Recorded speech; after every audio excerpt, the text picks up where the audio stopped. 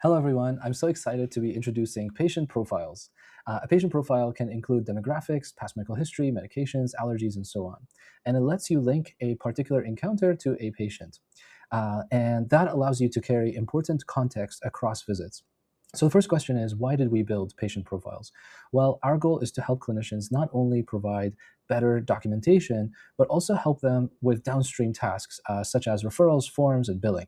And having a patient profile has that foundational context that is needed to have better referral letter that's more complete, better clinical queries, and more optimized billing.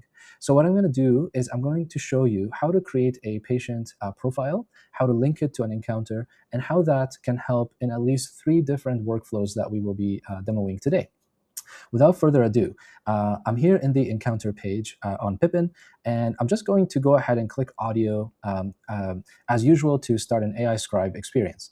But you'll notice that there is a patient link option here where you can click link patient, and I don't have any patients created yet, so I'm going to just go ahead and add a new patient. And for this, you just need to add their name is required. Everything else is not required. So I'm going to add Margaret.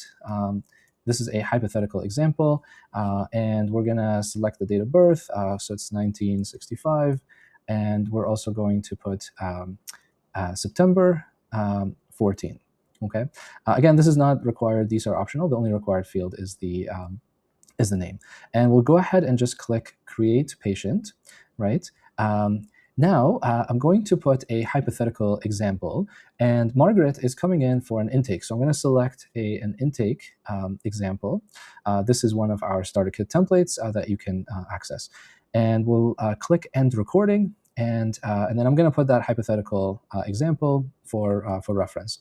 So when you submit the transcript, what I want you to pay attention to is how these fields are going to be automatically updated based on this example, right? So you can see it's reviewing encounter very quickly. It was reviewing the encounter, and all of a sudden now you have all these suggested updates that you can add to your patient profile, right? So this is the intake template, right? So it created this, and you'll notice that what's being suggested here actually comes from the generated note, right? So, for example, past medical history, you have things like hypertension and hypercholesterolemia, right? Pre-diabetes. So they're all coming from here, and same for medications are now being added. Here, right? And so what I'll do is I can review these fields that are being suggested and then just approve them, right? Or you can you're fully in control, so you can decide you don't want to include everything, right? So I'll just go ahead and click that, and you'll see it's being added as I'm doing those, and I can just decide if I want to include something or not. So for example, you may not want to include right knee osteoarthritis, but I'll just go ahead and click yes to this.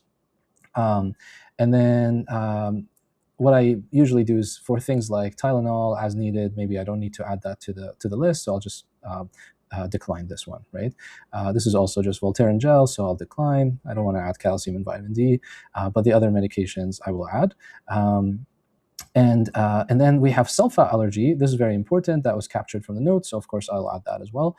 This was actually here under allergies, right?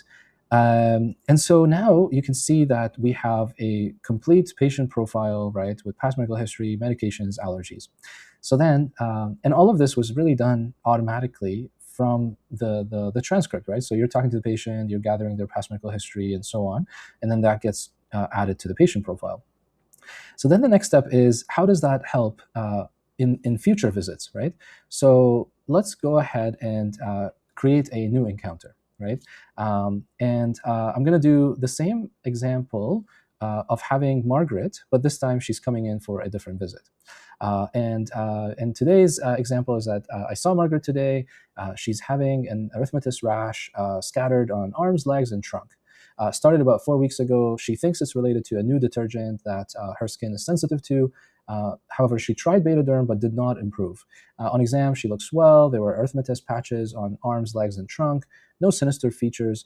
It looks like contact dermatitis, but because there was no improvement with Betaderm, and she's having persistent, really itchy rash, I'm going to refer her to dermatology, right? And I'll click End Recording, and then I'll go ahead and submit this transcript. So So of course, you're going to get your AI scribe note being generated, right? And now let's go ahead and generate a dermatology referral, right? So I'm going to click dermatology, right? And then send that request. So what you'll see is that the generated referral letter is much more complete, right? So it added the age, of course, it added the reason for referral, and also importantly, it added this context, right, of past medical history, medications, allergies from the patient profile, right? And here you can actually see also Pippin is suggesting that you can update this profile if you'd like with this information, right? Now, in this case, because it's an acute issue, not yet differentiated, I can leave it alone, and you can decline it. You can of course approve it if it's something really relevant that you want to add as a chronic condition, right? But you can see how Pippin automatically sort of thinks about, should we add this to the patient profile, right? But in short, what I'm showing here is, although you didn't say out loud all this information, past medical history, meds, allergies, now is being populated because it's capturing that from the patient profile, right? So this is one example. Now let's do another example where we go back to that encounter that we did, which is the intake that we did for Margaret, and let's see if we want to figure out what to bill for her. So I'm going to just click on billing and diagnostic codes and click send. And this will sort of review the transcript, everything, and also the context, right? And give you sort of the code that could be relevant, right? And so what you'll see, for example, as one of the potential options that you can bill is K131 for adult, right? And it didn't suggest K132 because the patient is only 60 years old, right? Now, of course, there are other things in consideration, but it came up with this K131 instead of K132 based on the age, for example, right? And this is where having that context helps you have sort of more accurate billing. The third example I want to do is, say you find Margaret again, right? And you have a quick question that you want to ask, right? So I'm going to just click on new encounter here, right, for Margaret. So it automatically links her. And what I want to say is, can I add hydrochlorothiazide for better BP control given her history, right? So now I'm not saying anything about what that history is. All there is I'm linking to her, right? And I'll just go ahead and send this question. So now, of note, patient is already on amlodipine and ramipril, right? And so then Pippin says, yes, you can add it. But you'll see the first consideration that it highlighted is the sulfa antibiotic allergy, right? And Pippin was able to gather that you might be wondering about this, right? When you said, given her history, can I add this? Because in the allergies, it says that she's allergic to sulfa, right? Now, importantly, it's sulfa antibiotics. And so you might be worried about cross-reactivity, right? But it tells you that, yes, there is sulfa allergy, but it's more for antibiotics. And usually that is considered safe. But because of, and it goes on to give you sort of more practical consideration. But again, I didn't have to really, provide a lot more context and a lot more details about sort of what I'm worried about. It kind of understood just from, from reviewing this context here. So I'll close by saying you are fully in control, right? So you can link a patient to an encounter. You can remove an encounter from a patient. You have full control over the updates. So for example, let's say this question that we had, which was specific to Margaret, I can just click on these dots and I can unlink her from this encounter. And so then when I go back to her profile, I don't see that encounter anymore, right? Say I did that by accident and I want to put it back on her profile. Of course, you can see now I can just go here and click link patient and select her name. Right, so you're fully in control. You can also edit all of these fields, right? So I clicked on the pencil icon, and then from here I can edit all of these fields, right? Whether I want to provide more details, for allergies, the medications, past medical history, whether I want to remove any of these details, you have full control over it.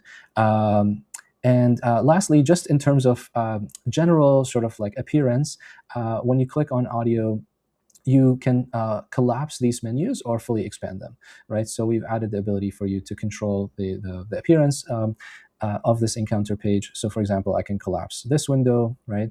I can collapse here, I can collapse here. And then Pippen remembers your selection, so you don't have to keep doing it over time.